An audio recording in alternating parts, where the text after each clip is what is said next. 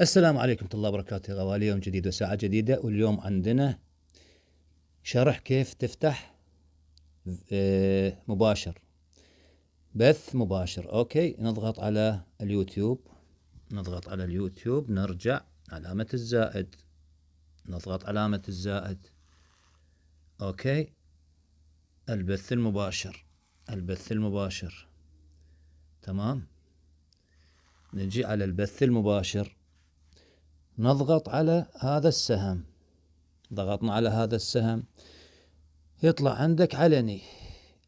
اكيد انت تخليها مستوى العرض علني. كيف علني؟ هذا هو العلني. اوكي، علني. نرجع، ليس مخصص للاطفال. اختيار الجمهور، نضغط الفيديو ليس مخصصا للاطفال. نضغط ونرجع. حلو. هنا تكتب مثلا، تكتب العنوان. اوكي، نكتب العنوان مثلا السلام عليكم. مثلا انت تكتب يعني براحتك. السلام عليكم. تمام، خلصنا. ننزل على فين؟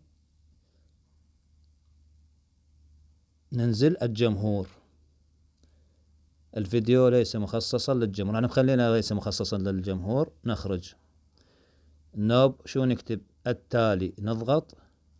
نضغط على التالي. ضغطنا على التالي. بدك مثلا بدون اي شيء، لا بدك تخلي صورة مصغرة ولا ما بعرف ايش. ماشي يا غوالي، بدون اي شيء. تضغط بث مباشر. راح يبث عندنا بث مباشر. اوكي، راح يفتح.